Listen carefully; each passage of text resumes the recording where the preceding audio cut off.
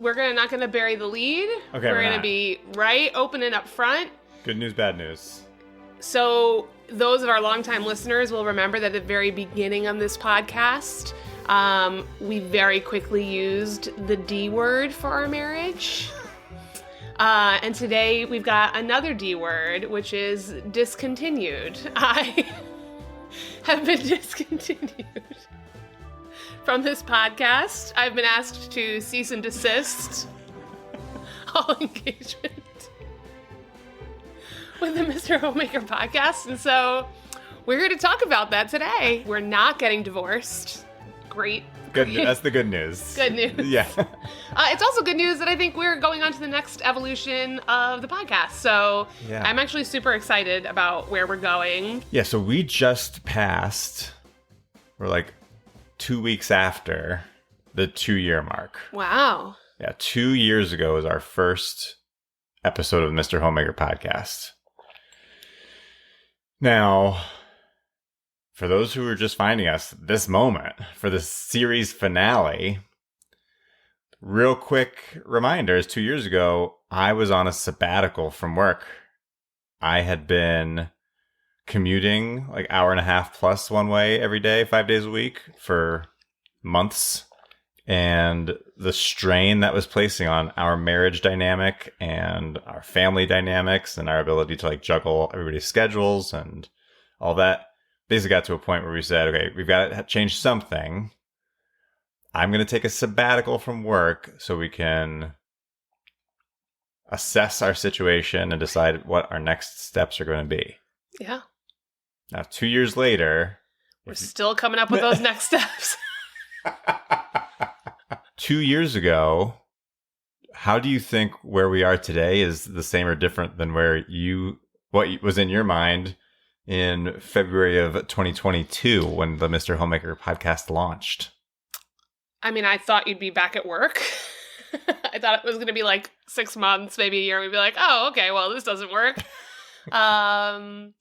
And no, I mean, I think we're in all honesty, I think we're in a much better place. You know, I think this was one of the best things that we have done. I won't say and I don't mean easiest, right? Some people think like best, like, oh, it all is working great. I'm like, no, like it's actually probably one of the harder things we've ever done. But I think that it is our marriage and our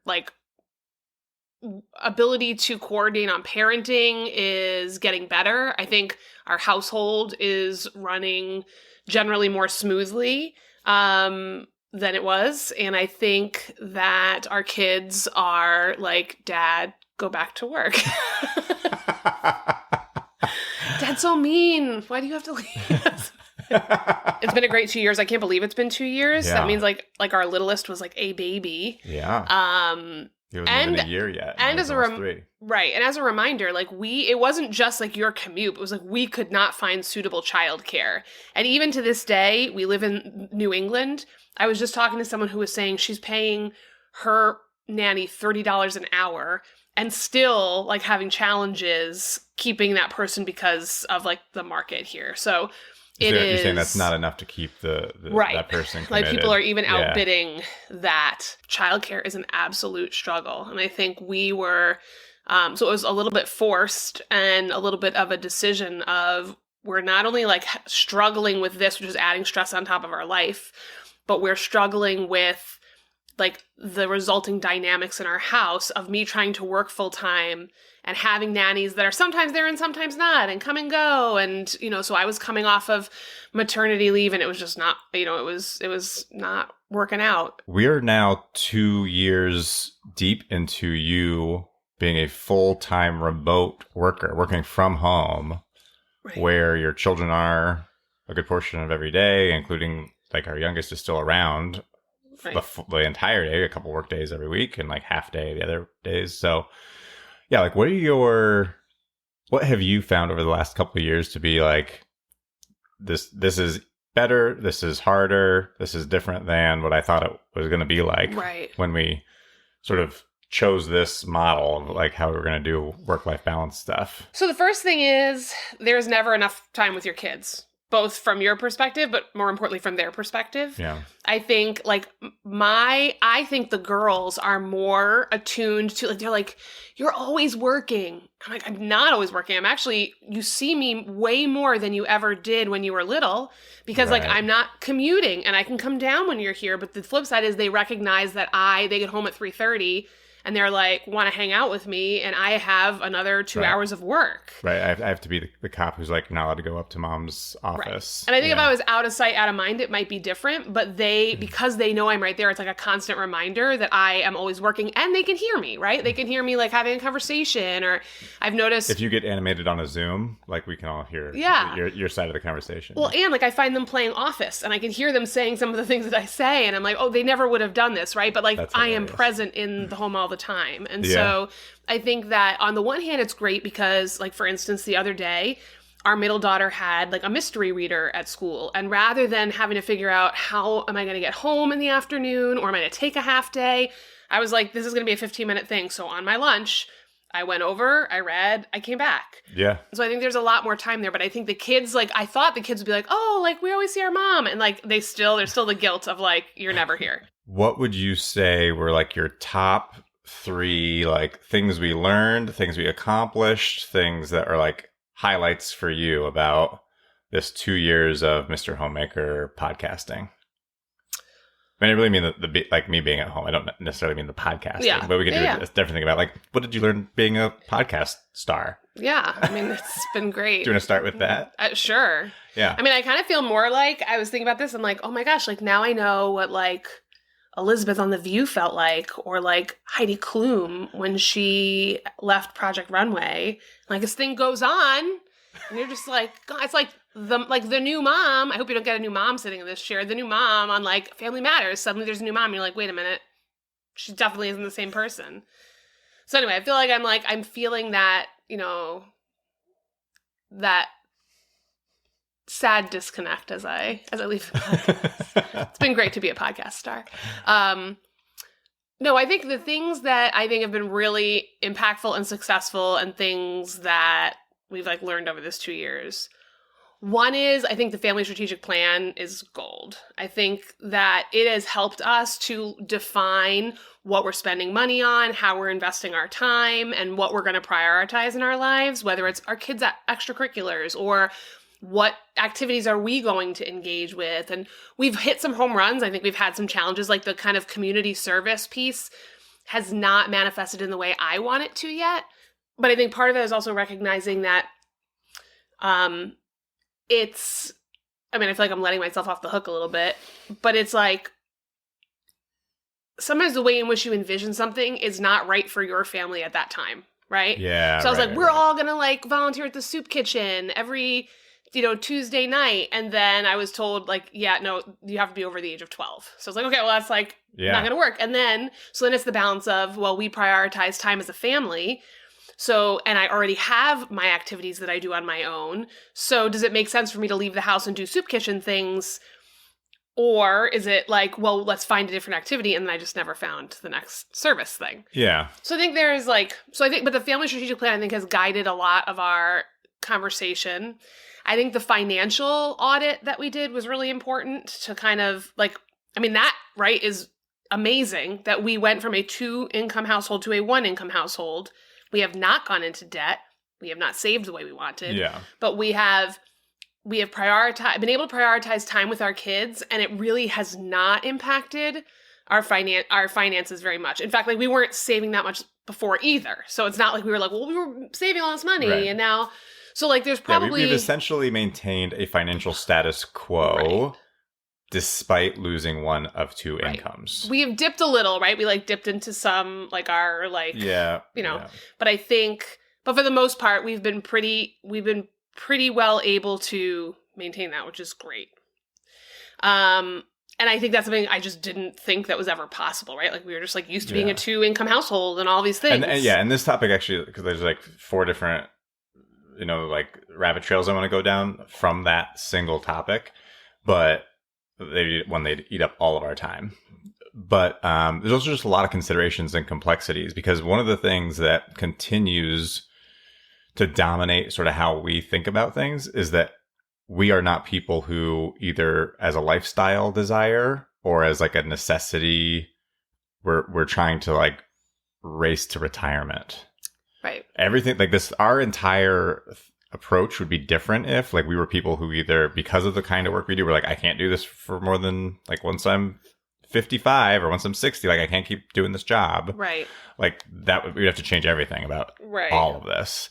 Or even if we were just like, yeah, like I want to work, and then, but once I get to X years old, like I want to be living in Tampa, or, you know, like that's my dream. Boca. What, I don't know. It was like the first city that came to mind. But I guess what I'm saying is because we're not those people. Right. We are under less time pressure. And so that like us like being like, well, we're just essentially maintaining a financial status quo. Right. For us, that's not a huge downside. But if other couples with different financial situations or goals, that would be different for them. Yeah, and I think that's the really important takeaway lesson, right? Is you really have to understand what you want and what you have the ability to do. Like, if you plan to pay for all of your children's college in full, we're not on that plan, right? Like, that's not what... Or if you are, like you said, like we are in jobs where we have a lot of, well, I have a lot of flexibility in, like I get great vacation time. I can be flexible in what I'm doing. And as we talked about, it's not a physically demanding job. It's a very mental job. And so so we know that we will still be able to live the lifestyle we want if I continue to work until I'm 80, and like that's totally fine. And also when you read a lot of studies, they say that like actually people live longer when they keep their minds occupied and they have like a regular thing they do. So again, I love what I do, so I will, you know, why wouldn't I just continue to do that? And not everybody's in that position. So I think you're totally right. So I mean, of all the things we could say on the financial like decision tree, I think that for us, that's one of the defining things that we need to acknowledge, puts us in a different category than a lot of other people. So yeah, I do think that the family strategic plan, like us going through that process, you know, basically we've done that annually, you know, so we've done it in full, like twice now. You and I have really like, sort of re-auditing everything we're doing and how we're spending our time and how we're approaching the upcoming year. I think that has been very beneficial. I do think like the deep dive into the finances opened our eyes to, you know, the ability we did have to make, you know, a handful of manageable adjustments that gave us a lot more flexibility. And so I think like the return on investment of if we can do X, Y, and Z, then I can be around all the time and I don't have to like be answerable to somebody. Why am I not here at 9 a.m. kind of thing? But I think it also to be like fair, it has not gone without sacrifice either. Like we are very careful with what we buy. Like we are like one pair of sneakers people. I know people who are like, I have 20 pairs of sneakers. Like, it's just, that's not us. Or like, there are like times when I'm like, I really wanted to get some new clothes, but we're not. And I'm not I'm probably less happy in the moment, but I'm not like less happy from like not being able to do those things. But we've also like offset, right? Like we really want to go on a trip to Disney. That's not in our cards right now. And we have not gone on a real vacation. We are lucky that we have my parents and my aunt and uncle live in really like in fun places. So it's like we have the ability, like it still feels like we're getting away and doing something, but it's not, you know, and we get to get like, you know, have a night out when we go visit or whatever.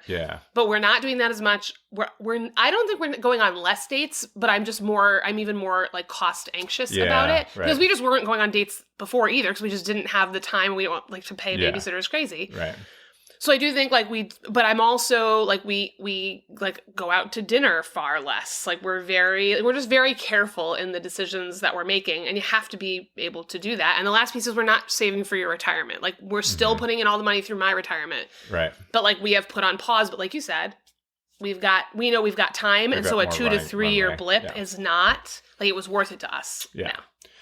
Yeah, and I think the more we've reflected on that in this 2-year period, but also just like as we've contemplated and discussed our life more, I do think that one of the big takeaways I have that I think I constantly want to like broadcast, I want to like share with others, is I really had it in my head that the goal was to achieve some kind of like equilibrium in life with your job and with your family and with your like daily routine. And like the goal is if I can just like balance all of the plates or like whatever in such a way, then like I've done it. And like now everything fits. And like now there's like, it's just smooth sailing from here on out. It's just a matter of like optimizing things once. Right.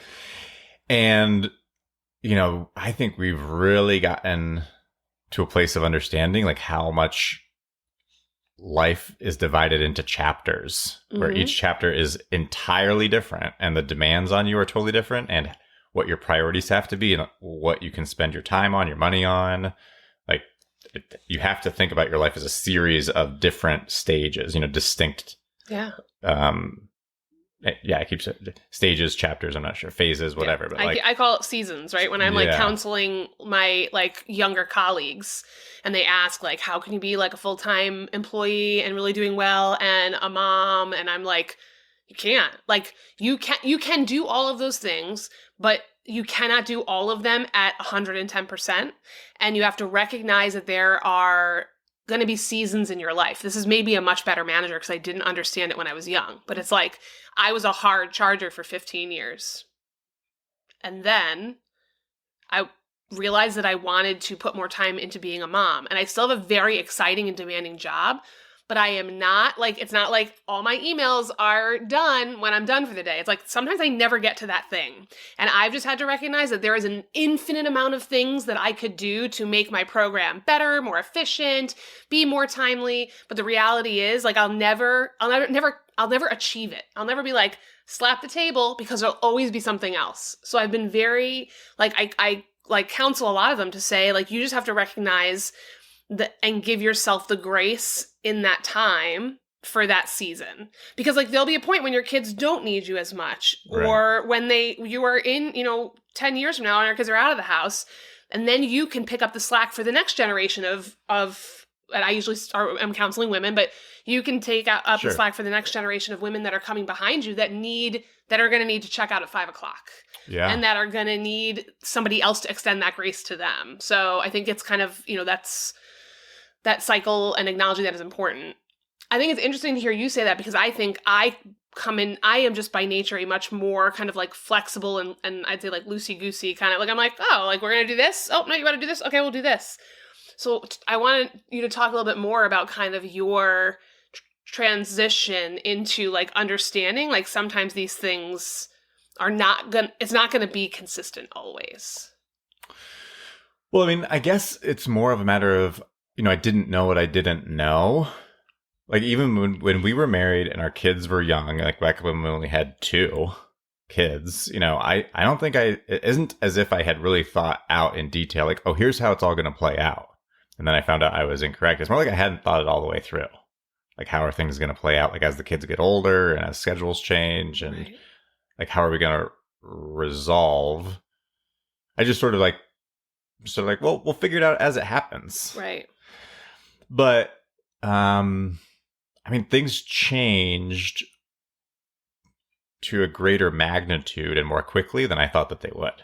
And like when a kid hits like school age, everything's different, like dramatically different. Of like, oh no, there's a schedule that you can't just be like, I don't want to drop my kid off at that time. I want to drop off. No, you will have to have this drop off time and this pickup time. You don't get to negotiate with daycare about like, when, because daycare was kind of spoiled us, right? Like we had a huge amount of the day you could leave your child there in a huge window of drop off and pickup. Right. And then like kindergarten, first grade, not like that. Right. It's like the bus comes at this time. Right. Or if you're doing drop off, there is a 15-minute window. Right. And if you miss that, even if you are pulling up to the school at that moment, the doors are closed. Yeah. They're late. You got to bring them in. Right. And then there's the government parameters on like how many days your kid can be late and how many times your kids can miss school. So the structure is different. Yeah. And then the other thing which for me was like really the big wake up that precipitated a lot of this on my side was I was caught a little bit off guard at how early I started to be aware of like, oh, our kids are like learning stuff.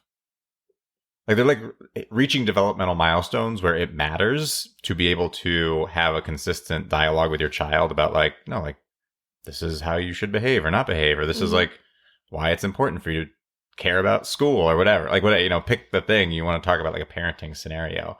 Like, that's sort of snuck up on me. Right. And so then, when our oldest was 5, I was like, wait a minute.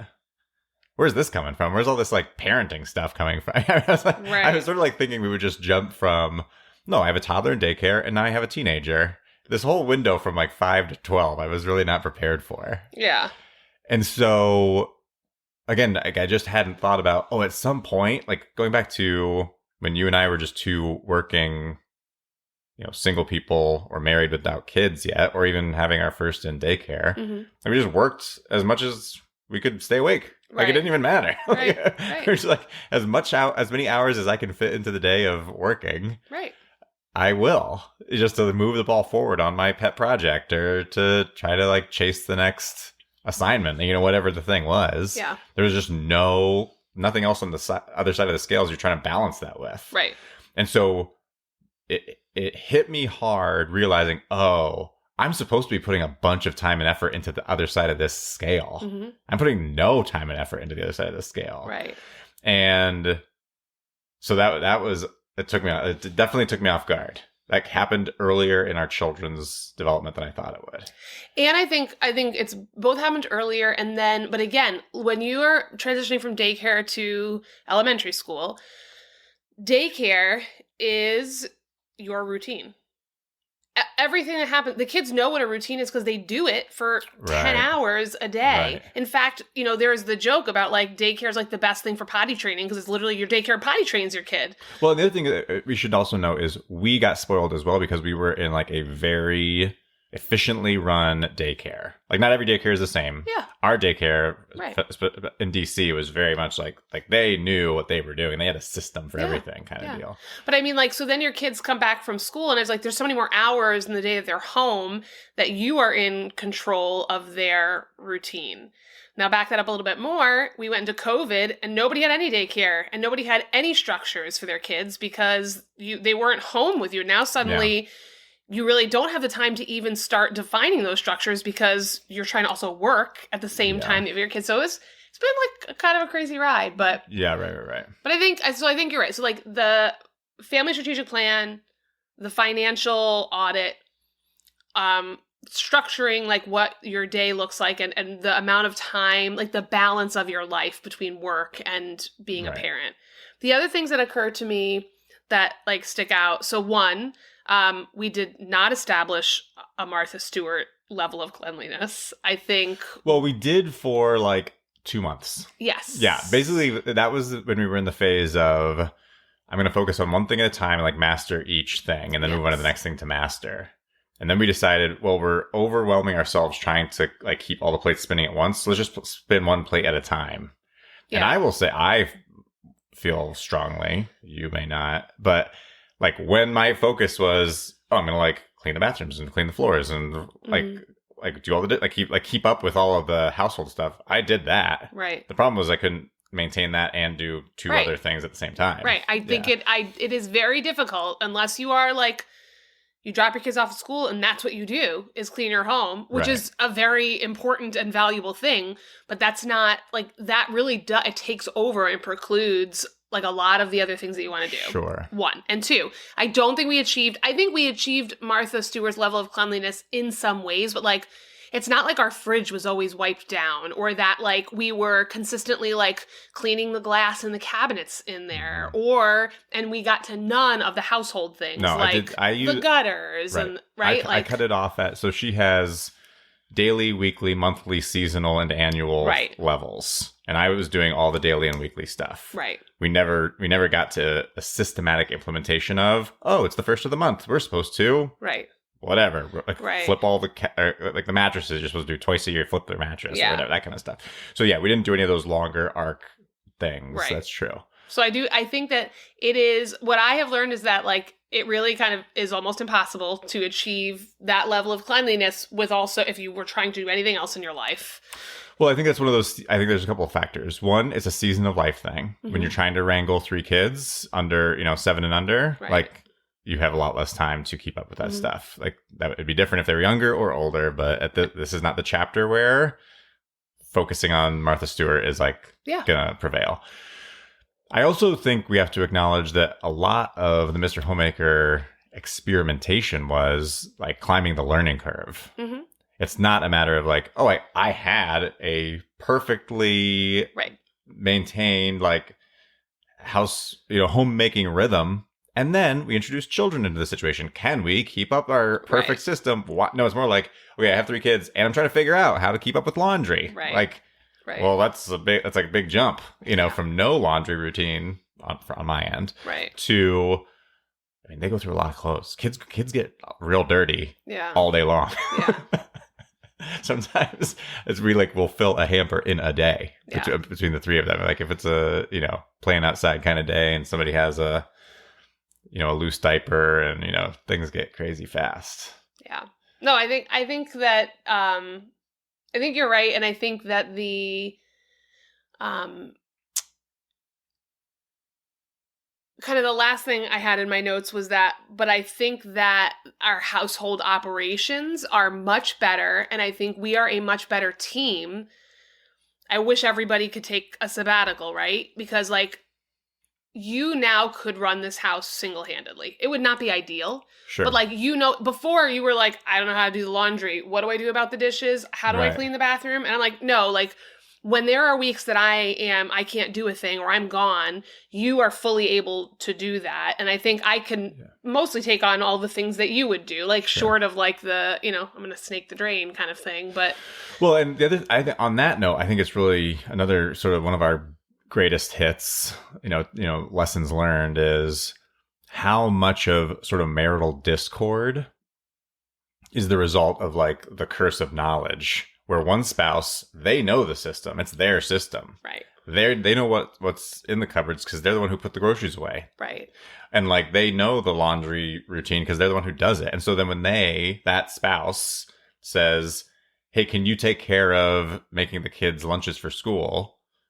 That poor guy is like, I have no idea what you feed these kids. I have no idea what we have. Right. I don't even, I don't know where anything is. Right. And through no fault of his at that time. But it's very common and, understandable to a degree that mom is going to be like, oh, my husband is so unreliable. He's so incompetent. He can't figure out how to do anything. Right. I have to do it all. It's like, well, he wasn't really set up for success in that situation. Right. And so like you and I have gone through a couple of those patterns of recognition where it's like, once I do a thing for a while and you've sort of been out of that routine, even if it's just because you went on a business trip. It's not because you're not contributing, but I'm just saying like, if you're out of the mix and then you try to reinsert yourself in the mix, you're like, oh, I'm totally unequipped to navigate this right now. Yeah. I think the 2 like kind of really succinct examples are laundry and snacks.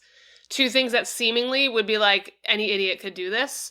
But when you're like, okay, so there's a bin of laundry that I've put outside. Is it clean? Is it dirty? Because sometimes I'm doing multiple loads of laundry and I don't get a chance to fold it. And so I'm taking the stuff out of the dryer. I'm putting it in the clean hamper. I'm taking it. But then like, like you can smell test it. It's just like, it's in this weird phase of like, so where are we with this? Similarly to snacks, like I used to get annoyed when you were like, well, what should I give them? I'm like, oh, do I have to make every decision? Just go get them a snack. But the reality is when the other person's doing it, I'm like, I don't know if our son's eating 12 bananas or 10 cookies. Yeah, right. Like, so I'm not sure where on his kind of balanced day, like, are the things like, has he had 3 oranges and that's too much acidic for, Yeah. So I think that was a really like big eye opener for me because I do hear a lot of my girlfriends like complain about like, I don't understand why my husband just can't do this thing. I'm like, well, because like he is not the one that knows kind of where you are on that trajectory right now. Yeah. So, but I think that this has kind of been like, this experiment's been like the great equalizer in some ways. So I still think that we now can specialize in things, but also know that like, if you're out sick for a week, like you have COVID, sure. Although COVID guidelines now say you don't even have to quarantine anymore. But like say you were very sick and or you went on a trip, I know like how to do everything and you know how to do everything. Yeah. And so I think that's super important. Because I think if people resent having to do even if I like doing the thing, at some point I resent, like, why do I have to cook dinner every single night? Sure. And so, like, it's nice to be able to, like, give and take a little there. Yeah. Okay, good. On a future Mr. Homemaker, I wanted to put you on the spot while I had the tape rolling. Yeah. What will it take for me to talk you into getting your own podcast? Where you, like that kind of advice you were talking about that you give to younger versions of yourself, IRL, like when you are mentoring women in the workplace about how to juggle their responsibilities as a wife and a mother and their career. I mean, that is also an audience that deserves to, like, receive wisdom. It's true. I am not the right person to give that wisdom. Yeah. Can I do it on a beach?